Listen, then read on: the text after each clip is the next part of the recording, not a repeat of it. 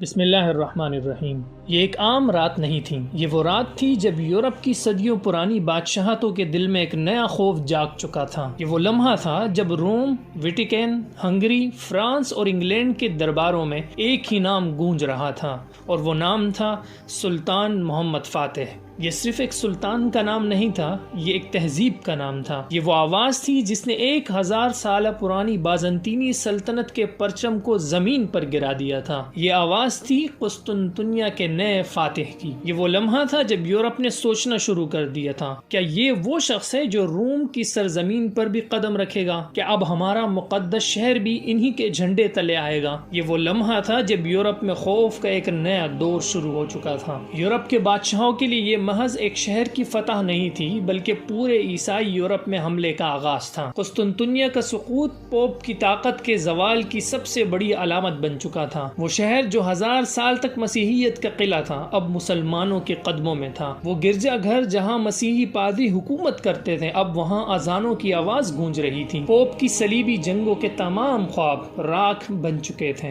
دوسری طرف سلطان محمد فاتح نے یہ اعلان کیا، میں صرف عثمانیوں کا سلطان نہیں ہوں، میں قیصر روم ہوں۔ یہ الفاظ صرف ایک اعلان نہیں تھے، یہ یورپ کے لیے کھلی دھمکی تھی۔ یورپ میں تہلکہ مچ چکا تھا۔ پوپ نے اس اعلان کو مسترد کر دیا۔ فرانس اور انگلینڈ نے اپنی فوجی مشیروں کو بلا لیا۔ ہنگری اور روس نے عثمانیوں کے خلاف نئی جنگ کی تیاریاں شروع کر دی۔ یورپ کے بادشاہ اچھی طرح جانتے تھے کہ محمد فاتح کوئی عام سلطان نہیں تھا، یہ وہ شخص تھا جس نے ناممکن کو ممکن کر دکھایا تھا۔ دوسری طرف یورپ کے حکمرانوں کی ایک ہی آواز تھی، سب کی ایک ہی چیخ تھی کہ محمد فاتح کو روکو کسی بھی قیمت پر۔ یورپ نے 3 بڑے منصوبے بنائے: ایک نئی صلیبی جنگ کی تیاری، عثمانی دربار میں محمد فاتح کے خلاف سازشیں، سلطان کو زہر دے کر ختم کرنے کی خفیہ منصوبہ بندی۔ لیکن محمد فاتح کوئی عام بادشاہ نہیں تھا، وہ پہلے ہی یورپ کے ہر منصوبے کو بھانپ چکے تھے۔ محمد فاتح نے یورپ کے خوف کو حقیقت میں بدل دیا۔ 1459 میں سربیا کو فتح کر لیا، 1462 میں ڈریکولا کی سلطنت ولاچیا پر دھاوا بول دیا، 1463 میں بوسنیا کو زیر نگی کر لیا، 1475 میں کریما کو عثمانیوں کا حصہ بنا دیا، اور پھر 1480 میں محمد فاتح نے اٹلی پر حملہ کر دیا۔ یہ یورپ کے لیے سب سے خوفناک لمحہ تھا۔ عثمانی فوج اٹلی